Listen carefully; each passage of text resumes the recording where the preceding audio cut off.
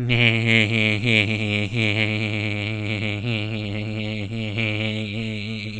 academic time.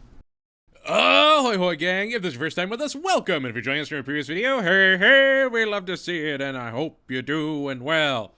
Yeah, I've been meaning to do these reviews, I've been meaning to, get them done, and I just can't be bothered. I sit down, I look at them, and I go, I do not have 10 minutes in me to talk about each of these episodes. I do not have it in me to really go in depth.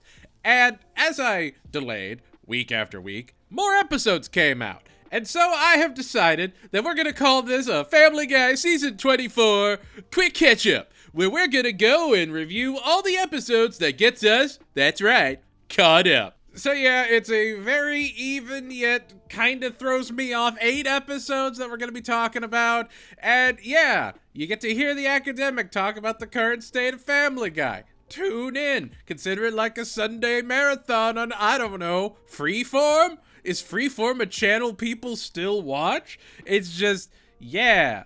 There's a lot to get into, and I think this will be fun. And so, has the last 8 episodes of Family Guy been good? Well, there's only one way to find out, and 3 questions that must be asked. What worked? What failed? What Brian, Griffin, Phony Montana impressions?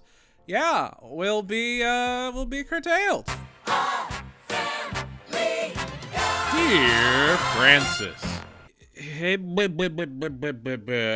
right. You know what? I'm gonna tell you how the sausage is made here, gang. You clicked on the video because you were like, "Oh, he did what? I can't wait to hate on the academic for booing one of my favorite episodes, the one where Brian does a Phony Montana impression." That's just that's gonna burn me. I'm gonna comment about it. Some of you didn't even watch this one. Some of you are jumping straight to that episode to hear me go, I think we should have season 2 of Border Town. Spoilers. Gotcha.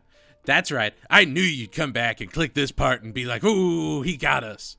I don't know what this is. I wanted to do all of these reviews because I didn't want to have to watch Dear Francis one more time to remember it before talking about it.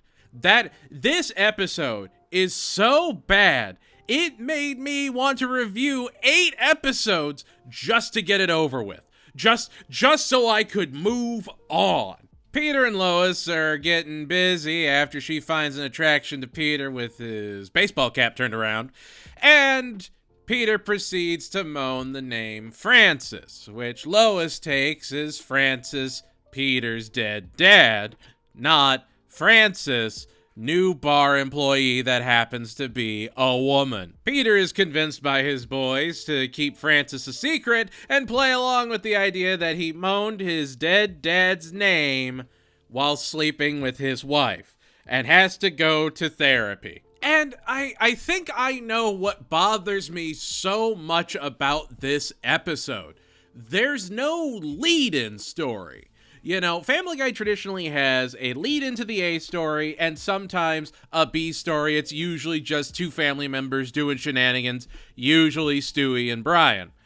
But they always have a lead-in adventure. You know, a great example of this would be like No Meals on Wheels. You know, Peter has a onesie pajama suit and discovers the power of static electricity. He starts shocking everyone. This causes them to get the carpet pulled up, and then they find a very valuable coin that allows them to open their restaurant and not serve Joe and the rest of the differently abled wheeled warriors. There is no lead-in to, I moaned my dad's name while sleeping with my wife. Like, there's no drastic escalation and then normal story, or normal story, drastic escalation. It's just, hey, it's time to do therapy. Here, go on wacky adventures with each of your kids, like Meg going to chicken fights, or Chris negging Peter into home insurance, 'cause that's what they all do. That's what's fun for everybody. This is bonding. There's no B story. There's no B story to this episode at all. There's nothing here. And then When Lois finds out that sure enough there is actually a waitress named Frances and that's who he was moaning about, she naturally gets upset. Even though there's plenty of episodes where she's thought about other men or wanted to be with other men, or I can't say what else she's done, otherwise I'll get demonetized. But it's just like this doesn't work. It doesn't feel earned. And it's so frustrating because I think if this episode was written around the time that Charles Dance actually passed away, I think the writing would have been sharp enough to handle a concept like this. Sure, people would liken it to North by North Quahog, where, Peter and Lois have to rekindle their romance because Lois keeps imagining Mel Gibson instead of Peter when they're making love. Huh. That sounds kind of familiar. Don't worry. By the end of the episode, Lois has forgiven him because she sometimes will moan Chris because she's thinking of Chris Hemsworth. Peter thought she was moaning Chris because of their son. And I guess that was okay for him? None of this feels, or like the letter on Frances's grave and everything, it was just hollow. It'll go back to normal next week. Family Guy does not really have any integrity left. Let's be honest here. There is nothing in this old Ghost and Bones. It's just sad. Like, I genuinely enjoy, in a very morbid and twisted way, watching episodes of Family Guy that I know I'm not gonna like. Knowing that I'm gonna be miserable the entire time. And sometimes it's because they are just, wow, how did this pass through all these checkpoints and somehow still come out like this? Dear Frances isn't like that. Dear Frances is empty. And it's so heartbreaking because the therapist is actually played by Alfred Molina, Doc Frickin' Ock. And if you've been on the channel, I love me some Alfred Molina. And he feels so underutilized. I'll admit it, he has a couple good jokes. This was an episode I did yuck a couple times at, mostly because of his therapist. But there has not been an episode of this season that I enjoyed revisiting. And I've had to revisit all of them for multitudes of reasons. This is bad. Dear Frances is a ticket acquiring Leon the Professional 2 out of 10. It's bad. It's very, very bad. Viewer DM. Okay, so I know I haven't really gotten to it in my reviews yet. I have all of my Blue Harvest stuff written down. Like, I go in depth on it. I go into the celebration of, parody done right. Like, you have to remember, Blue Harvest was a celebration. It was a big, big time in pop culture. Everybody knew about Blue Harvest. Everybody loved Blue Harvest. It did really, really well in DVD sales. Like, Blue Harvest was considered one of the greater parodies. Now, that was 45 minutes to cover one movie, and 45 minutes to cover every Star Wars movie after that. 4, 5, and 6. But, I don't need to see the prequels done in that way, and I don't need to see the Abram whatevers done that way either. Like, Family Guy may not have ever had an in-theaters movie, but it had so many cultural events and had such a dramatic impact on, culture as a whole. I would argue the use of cutaway gags in Family Guy encouraged our meme behavior today, and memes as a form of communication. Basically, what I'm saying is you're now roped into my 2.5-hour dissertation on the Star Trek episode Darmok about the people that speak in idioms. Congratulations, you played yourself. Welcome to Trek Talk. All circles back because Seth MacFarlane is a huge Trekkie, you see. Man, he should really make a sci-fi show. I bet it would be just like TNG, but with Norm Macdonald. I bet that would sometimes be really good. Anyway, yeah. I loved Blue Harvest. I love when they do a good parody. I hate anthology episodes. Can't stand them. I've talked about it a little bit with Viewer Mail 1, and now here I am talking about it in Viewer DMs. And yeah, it's Viewer DMs because no one knows what mail is anymore. Ha ha ha ha ha ha ha. Mailboxes don't exist. Hee ho, hee ho, hee ho. And so we have 3 different stories that people absolutely ask about. What happened to Chris's earring? What about when Family Guy did Oregon Trail? And of course, the Glenn Quagmire Variety Hour.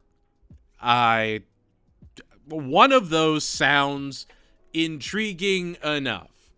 The first one is, how did Chris get rid of his earring? Oh, you know, it's the entirety of the Lord of the Rings. And they even call attention to it. It's like, here's the Lord of the Rings in 6 minutes. You're welcome. Oh, look, we've got the same lazy, why didn't they take the Eagles to Mount Doom argument, despite the fact that the Eagles are sentient and didn't want to put their lives in danger, which is an understandable thing for birds when the enemy has tons of air control, including those giant Nezca whatever-looking monsters. They always look like the Kazu from Monster Hunter. Horrible, horrible Kazu. Oh, obviously he's rambling because there's not a lot to say. You're right. You're absolutely right, random viewer. No, there isn't anything to really say. It's Lord of the Rings, except everyone's really low energy about it. Like, again, much like Dear Francis, I feel like if you took a swing at Lord of the Rings, 10 years ago, it might have actually been really good. I kind of would have wanted to see that. I would trust them because Blue Harvest, while it tapered towards the end, was still pretty good. I don't know. This just felt cheap and phoned in and really kind of upsetting because they still take the time to do an entire episode around Top Gun, but they won't even bother to try Lord of the Rings in 23 minutes? No, it's just, cornered in here. That's their Lord of the Rings. Look, it's Mork from Mork and Mindy as an orc. Ho ho. It's just a Robin Williams impression. Ho ho. It's so, I don't want to say it's bad. It's just so there. It's so lazy. It's you have tuned into Family Guy Sunday at 9. You have done this for 20 years. You will continue to do this for 20 years. This is Family Guy. You laugh when we tell you to laugh. And then they laugh. And they clap. And that's the episode.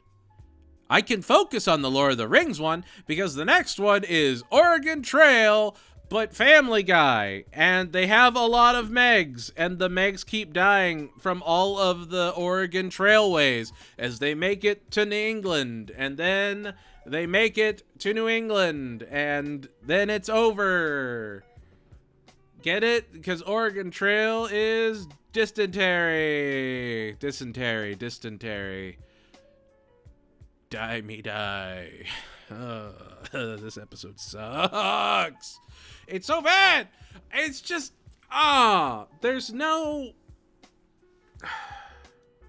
I keep wanting to think of and here's a redeeming quality. And I try my best not to relate it back to American Dad too much. The too much is important. But it needs to be said. American Dad did the Oregon Trail thing better because it made them actually have to play Oregon Trail after getting digitized so that they could print off a little certificate to go and get them help after Roger traps them in a computer to make sure they're immortal. That's a great idea! This one, what if Peter plays Reverse Oregon Trail and then we go New England sucks? Family Guy. Okay, sure, fine. What's bringing it on home? Quagmire has a 1960s variety hour where he explains the jokes, and then Peter's in the audience going, hey, stop telling us the jokes. It doesn't make it funny. Okay, sure. Why not? You got it. You got it, Yug. You got it. You play your dark magician. It's so... I don't know what that was. It was like a combination of Trump and Joey. It's just... Yeah. It's Quagmire's variety show. The worst part is, I like the look of it. I love the... Again, going to American Dad. Rabbit ears. It nailed the aesthetic and then did nothing with it.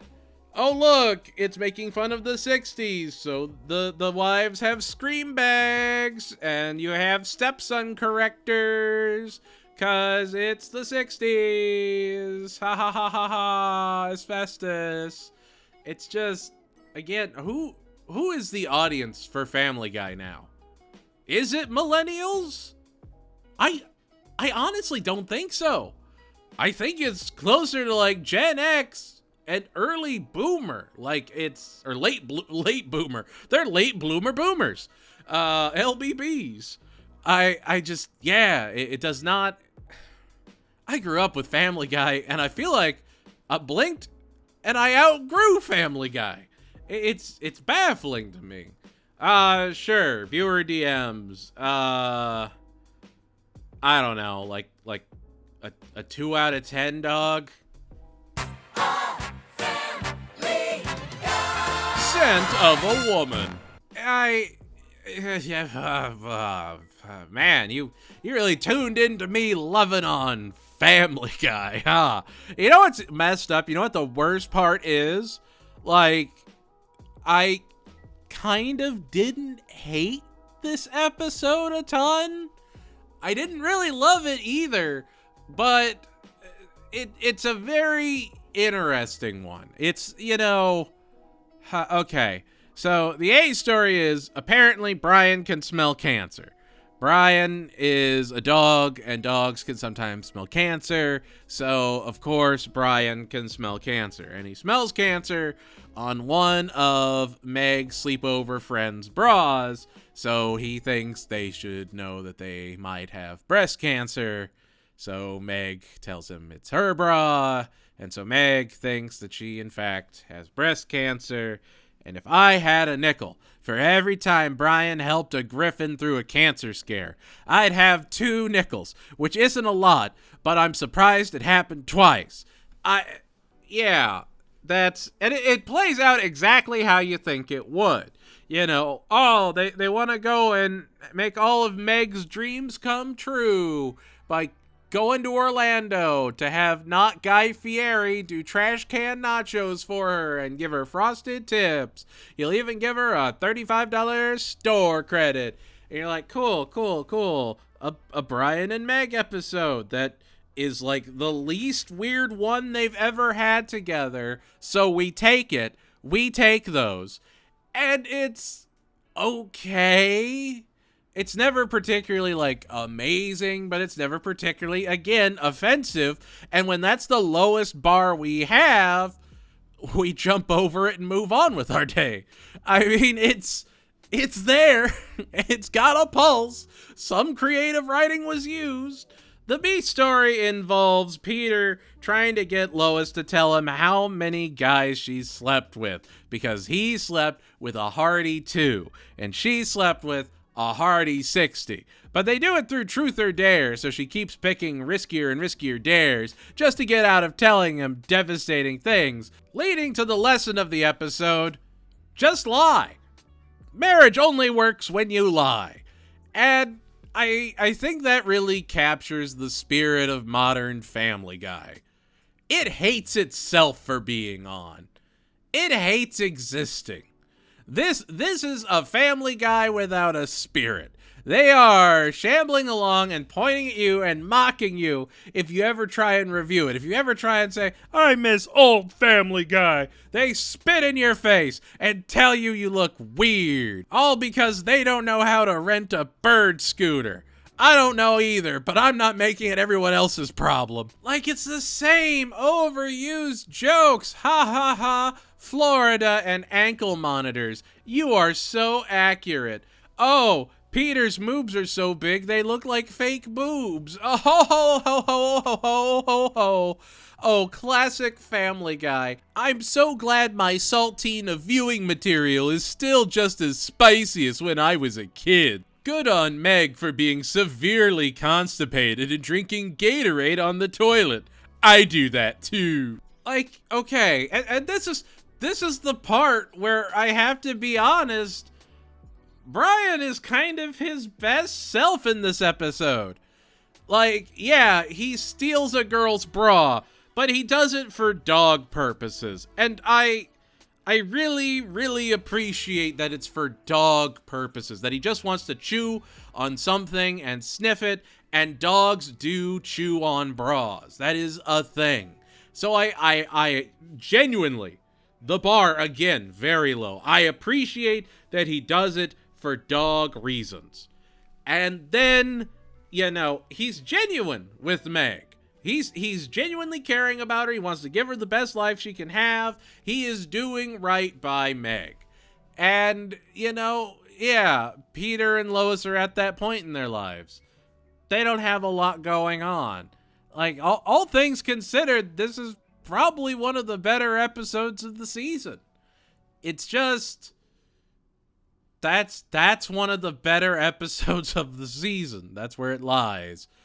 Scent of a Woman is an adult changing table, 500 pounds or less supported. 5 out of 10.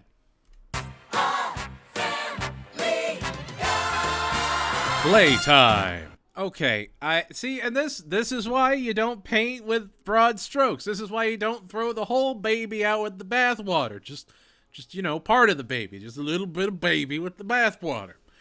It's playtime, which means it's time for an anthology episode. Except kinda not really. Viewer DMs did do this bit where they would always call back to, you know, how bad a map was, or, oh, look at this band, it's comically long. Oh, what a good joke that we're gonna just run into the ground. Like the Mork bit.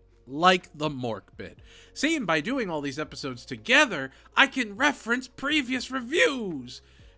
By Jove, we figured it out. Season reviews, what a concept. But the Griffins are actually in a theater house putting on plays for everyone. They have the whole town playing different characters, and they are constantly referencing that this is an ongoing show, that they are, you know, cutting between scenes, behind the scenes. You have the different shows bleeding into one another, and it's actually a little creative, which is why this is so frustrating. You give me viewer DMs, and then you give me something where you show you know how to do this. It's just, it's frustrating, because I imagine if these writers got to write what they wanted, it would be really, really good. But it just feels like they have to make sure the lowest common denominator fan is still laughing and clapping so that Disney can get the big Disney bucks.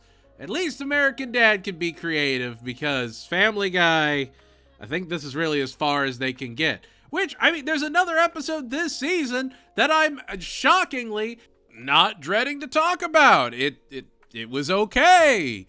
Good? I wouldn't go that far. Let's not get carried away. But it was watchable.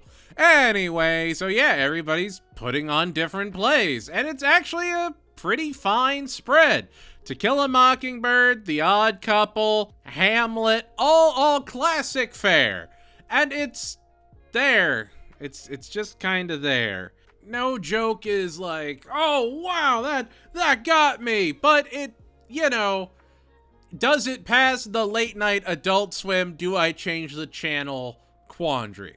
You're sitting in bed or you're sitting on the couch. You don't really want to move. You don't know what's on another channel. You've got, I don't know, Spike TV or MTV2 on the previous channel, ready to go, ready to click it. I'm feeling old. Don't worry. We're all old. Do you click the button? And I think it at least gets you to 2 commercial breaks before you're contemplating it, and by then it's already, 11:52, and Aqua Teen's coming on in 8 minutes, and are you really going to remember to go back? I don't think so. So you let the rest of it play out. And you get a perfectly okay conclusion to an episode. Honestly, The Odd Couple's probably the weakest of the 3. To Kill a Mockingbird, every time they come back to it, it's actually pretty funny. And Hamlet, I feel like they've done Hamlet before. I can't prove it, but that feels done before. I don't know. This is an episode that is tolerable to exist. Playtime is a suspended rafters supporting 4 out of 10. Phony Montana. Here it is. Here's the episode. Here's the episode where Brian does I can't say the word, otherwise I'll get demonetized. But you know what it is? Yay! Yay, he does one. He does one. I kind of think. We'll see. Let's get into it. All right. So, down at an immigration rally, Brian meets a girl. Carmen, played by Melissa Fumero of, Brooklyn Nine-Nine. So that's cool. And I will admit, when they go to the Havana Club on a date, the horns, when they're in the horn section, that got me. That got me. You want the horns louder. Yep, there we go. And low bar again. Very, very low bar. We didn't have Consuela. It would have been too much having Consuela in this episode, because this is already a lot. Because this is just the A story, and there's still a B story to get into, gang. Anyway, after Brian spends some time with the Cuban population at the Havana Club, he picks up a Cuban accent and can't stop talking with it. And can't stop doing a Tony Montana bit, because Scarface is only 43 years young at this point. Seriously, who is this? Who is the audience now? I don't get it. Now, here is why I don't necessarily have that much problem with the A story. And it is selfish, and it is not me as a critic, it is me as a flawed viewer. Brian's Cuban accent is played by Carlos Alazraqui, and I really, really, really like Carlos Alazraqui. So anytime I can hear him just going off about things, I love it. And hearing him talk, hearing him in Mike Henteman Project, it made me miss Border Town. And I'll admit, after watching this episode, I went back and I watched all of Border Town again. And I was reminded, I really liked Border Town. And I am an imperfect person for enjoying it, I know. But it's those simple joys. And Carlos Alazraqui is a big part of why that show was so funny to me. Because he was Coyote and a ton of other characters. And it was great. This, it's supposed to get you. It's supposed to be like, wow, look at how, racy this episode is. Yeah, Brian's doing a real awkward thing. Except the entire time, Brian as a character is like, I've got to get over this. I've got to find a way to work around this. I don't want Carmen to think that I am just, making fun of her and her family. I don't want this. I feel like there's a better way to write this episode so that wasn't the central element. It's just not a great element. Other than, again, it being Carlos Alazraqui just sort of riffing for 20 minutes, which is fantastic. Oh, he's really focused on the A story, because the B story, it's normal, right? It's straight normal? I would say yes. I would say the B story is as normal as a Peter and Lois story can be. It's a lot. So Peter and Lois are on a couple's date with Crystal and Clay Duffy. Crystal being played by Rachel McFarlane. Why will that matter? Don't worry, it will. They have a wonderful time with the Duffys, and then Peter finds out that the Duffys are swingers. So Peter and Lois are, they really want to reject them. They really want to say no, but if they're offered, I mean, that sure would be flattering. They wouldn't say no that hard. And yeah, they start pushing Clay and Crystal to swing with them and ultimately end up just sleeping together on the Duffy's floor in a fit of very twisted, angry passion. And it's probably the sweetest thing I've seen between Peter and Lois this season. They are very flawed people at this point. They are almost definitely only going to be with each other. They can't really go with anyone else at this point. I keep saying at this point, but it's true. And yeah, they're a lot, but I think that's just sort of the point of them now. They're always going to be a lot. And I can't hate it too much. I don't love the B story, but the B story is handled in the best way it could possibly have been handled. It's just, it's a lot to process because you have Brian with a Cuban accent cut in with the swingers, Lois and Peter, just back and forth, back and forth, back and forth. And it's like, whoa, pause, hang on now. Let me take a second to breathe here. And you never get it. You never get that moment to breathe. And I think that's the point. The episode is always trying to keep you laughing or distracted until 22 minutes are up and they all go home. There wasn't anything more other than Carlos Alazraqui riffing in a Cuban accent as the episode focus. And again, you have Alfred Molina. You have Melissa Fumero. You've actually got quite a few guest stars that are something.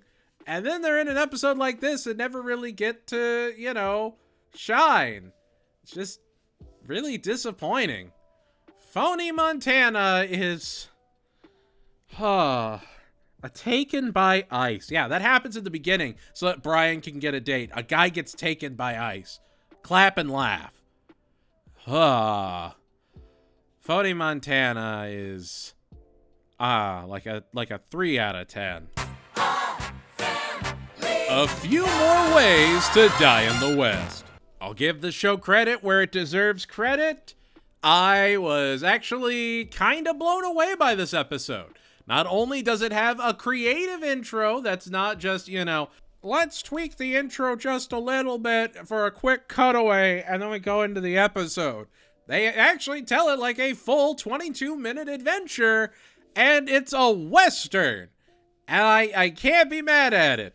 Still makes me a little upset that they didn't do a quick, Western Quick and the Dead about how Chris lost his earring or whatever, and then give us a whole episode of Lord of the Rings. But hey, no, let's do a Western where Peter is the Western shooter, the famed Quiet Burp, instead of Wyatt Earp. And there's Django Unclaimed instead of Unchained, and Vivian, the cane-wielding, not evil guy, and Stewie and Brian are also doing things. Oh, they were in the same improv troupe as John Wilkes Booth. Ho, ho, ho, ho, ho. Ho, ho, ho. Ho, ho, ho. I don't know. I can't be too mad at it. They attempted something. And in the intro, I think something very important happens. Most of the people shown are caricatures of people that worked on the show, and they all look happy. Obviously, why would you draw them miserable? What are you trying to insinuate? Of course you draw them happy. But this seemed like an episode idea that they at least approach with some amount of passion. There is at least some comedic wit at play. You can tell they put a lot of care into it, and it's incredibly predictable. Are you expecting some big twists from Family Guy? You're expecting too much, bud. You're expecting too much of a completely different show. This is not the show you come to for deep and engaging week after week adventures. This is where you get in and you get out. And this episode got in, danced a little bit, got out. It never overcomplicates itself. Who do you think the masked bandit is? Of course it's Lois. Of course it's Lois.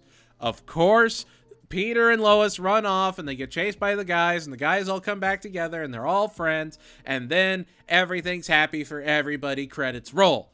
That's it. That's the whole episode. However, it never tries to be more than that. It is a Western parody, and it is not pretending to be anything more than a Western parody.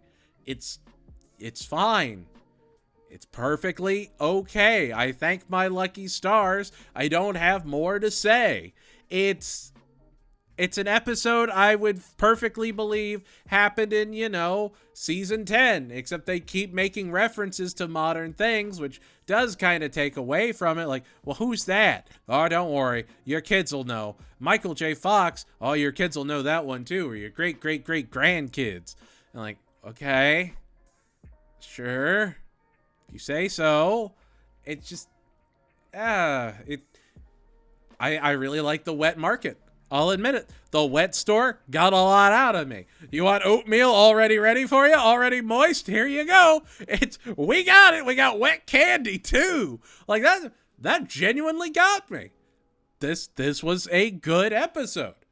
I dare say it. I dare say this was good. It passes the previous channel test. It's something I wouldn't turn off immediately, even though I skipped this episode and didn't watch it until today, actually. I had watched all the other episodes before I recorded this, and then I was like, well, I have to watch this. It's just going to be, 3 different Westerns mashed into one. And no, it was one Western adventure. It never overcomplicated itself, and it was fine.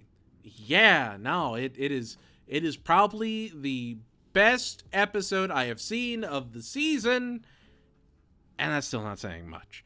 A Few More Ways to Die in the West is a Wild Wild West narrated 6 out of 10. Tall Stewie. Peter blows the ass out of his suit when he's at church and moons the entire congregation and humiliates Lois. Oh, hey, and look, the priest is still played by Stephen Root. Everybody's favorite Buck Strickland from King of the Hill, and, Glem from Strip Law. Hey, did you know there's a Strip Law review on the channel? Most people don't. You should check out Strip Law on Netflix. That's a good show. I like Strip Law. Strip Law is fantastic. It's got the new chief of InfoWars, Tim Heidecker, in there. So you get in there too. Okay, now I'm gonna give you the setups for this episode. Peter, again, blows the ass out of his suit. And the other story setup, Stewie goes to a sleepover. Okay. Both very reasonable and normal things for people to be doing. And where do these stories go? Let's start with the B story, the Peter and Lois story. Okay, so he blows the ass out of his suit and gets depressed and thinks Lois is, looking down on him. How does this go? Oh, he decides to get a dating app to see if women find him attractive and sees Lois on said dating app.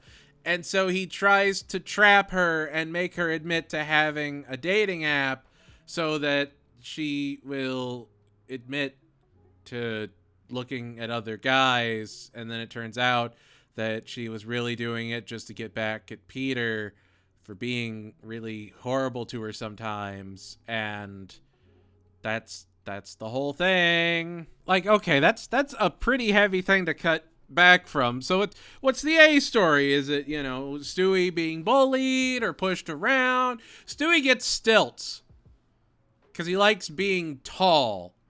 And then Brian also gets stilts. And he too likes being tall. and they're tall together.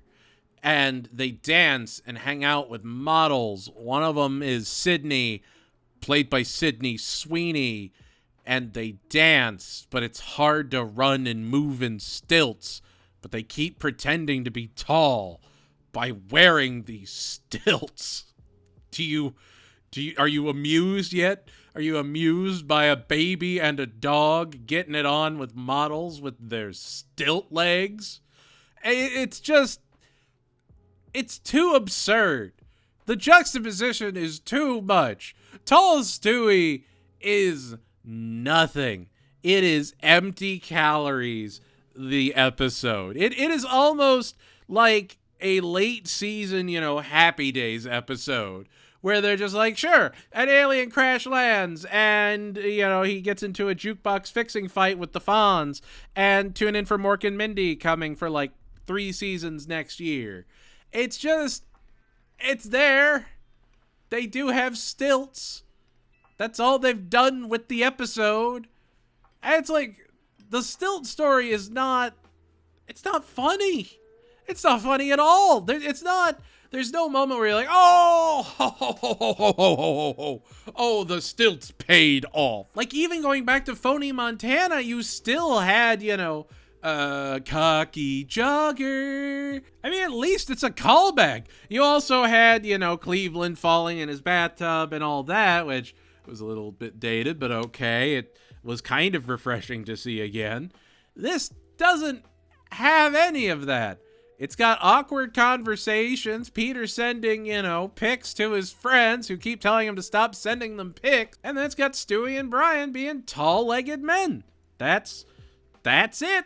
Don't overcomplicate it. You're gonna be disappointed. It's just, it's so much and so little. It's dead space, the episode. It is TV static by Family Guy. You put this on, you don't remember any of it, you swear the stilt part was only for 4 minutes, not 16 on-screen stilt minutes, and tell yourself it's not real, it can't hurt you. But it is real, it can hurt you, and it's why your crops are ruined. It's just, ugh. Tall Stewie is a down-swiping 3 out of 10. Lower G.I. Joe. Dr. Hartman informs Peter that it's that time of year and he's at that age where he should consider getting a colonoscopy. Wow, Dr. Hartman telling Peter he has to do something rectally. That, wow, that kind of sets me up perfectly for they already did this, but alright, let's see what direction this one goes. So Peter and all of the guys decide to get colonoscopies together, and that way they do it all in solidarity, and because they're bros, so they all go up to a cabin and they take their little colonoscopy cocktails and just destroy a log cabin. Just violently eradicate everything that cabin at any point could have ever stood for. And then they do the colonoscopies. Everybody gets a colonoscopy done. I would love to have their insurance to afford colonoscopies with the boys. They then discover that Peter has a very rare G.I. Joe in his lower tract, and it's worth $500,000. So Peter is really excited about all the money he'll have when they take the action figure out of him. And his friends get upset and sue for their part of the action figure that Peter ate of his own volition, that is inside his own body, that is now his. And then Chris has to point out that you can't claim this without claiming all the other stools Peter has collected from, which I hate that is a legally sound rebuttal. I hate that. I refuse that. Well, it's okay. It's okay, at least this seems relatively lighthearted. What's the B story? Brian goes to a rescue with Stewie and can't help grabbing little tabby kittens by the neck and shaking the life out of them violently. Just absolutely, disgustingly, graphically shaking them like he's trying to make them dry. And, oh look, Mayor Wild Wild West's small orange cat has gone missing, and they think that he went to the rescue where Brian shook a little kitten to death, so therefore he took out the mayor's kitten, and hijinks. And hijinks ensue. Oh look, the guys are trying to fight each other, but Peter wants to, give up the toy so that he and his friends can all be friends again, and we get the return of the lawyer character for like 2 lines. And I'll say it, the only real creative charm nowadays is whenever I hear Jay Farrow, and I really like his Brick Baker voice, and I like when he writes on the show. I think he's a funny guy, that Jay Farrow. But this episode, it's just a late night watch. It's there. It's padding for a streamer that wants to have an option. It's the, this episode's playing, let me do some laundry and I'll come back and see what's going on every, 4 to 5 minutes, and maybe I'll get a laugh. Or, oh man, Brian just tore up another kitten. Ho, ho, ho. Oh, that's so shocking. I'll come back in another 4 to 5 minutes. Oh, he's doing it again. Oh, he must really like tiny felines. Ooh, I hate that. I hate how violent he is with it. It reminds me of the squirrel episode. It's dumb. I think that's the best way to describe this episode. It's really, really, really dumb. But it's not trying to be more than that. Is the conflict very artificial? Of course. Are they, trying to tell a bigger story? No. Nothing they have done is serving a larger element at play. It is just an episode of Family Guy. It is not breaking the formula. It only exists because of the 400 plus episodes that came before it that shaped the formula to what it is today. Lower G.I. Joe is the perfect encapsulation of modern Family Guy. It's on, you like Family Guy, you watch it. It is not your favorite episode. It is no one's favorite episode. I would argue not a single episode this season will ever be anyone's favorite episode of anything. Period. Watch Strip Law. It's just, it's nothing, man.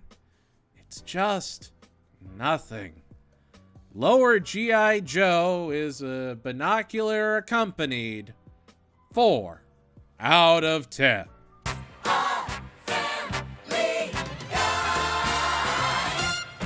And there we have it. That was my quick, sorta 8-episode catch-up review thing. That's right. We're all caught up, ready for episode 13. Nine more seasons, Rick and Morty. 9 more. Probably only got realistically 2 more, but there's a spinoff coming, and that'll last, I'm sure of it. Susan Sarandon leading animated series. What could go wrong? Probably nothing. They're all fantastic. Anything I was right on? Wrong on? What was your favorite episode of this block of episodes? Least favorite episode? Let me know in the comments below. Hey, if you liked what you saw, consider liking, subscribing, hyping, and telling your friends. We're out here. I had to catch up. I had to get something out so that we are caught up, so we have American Dad, Family Guy, American Dad, Family Guy. We have balance. I am working on the Bob's Burgers season reviews. I'm working on the Universal Basic Guys reviews. And of course, I am still working on the early season Family Guy reviews. But I wanted to take this time and really talk about these episodes because they're there. They're fine, and that's ultimately what the reviews I'm doing of Family Guy lead up to is this is what Family Guy's become. I'll probably go back to episodic breakdowns, 1-to-1 and all that good stuff, but yeah, some of these I could do a full 10 minutes on. Others barely scratching 4 minutes. There's not enough there. it's a very empty season. But who knows? Maybe the rest of the season will surprise me. Doubtful, but maybe. Anyway, that's going to do it for us here at the Lecture Hall. Hey, if you want to support the channel, consider joining our membership or Patreon programs today. $2 a month gets you your name on this fancy list of champions who are so awesome and cool and radical tubular. Yes, they are the kind of people Tito from Rocket Power would high five. Like always, stay strong, keep fighting that good fight, and remember that you matter. A rising tide lifts all ships, and boy howdy, boy gosh, am I hoping one hell of a wave's a coming. Things will get better, gang. Stay strong. Keep fighting. I'm proud of you. Goodbye, everybody, and I'll see you all next time.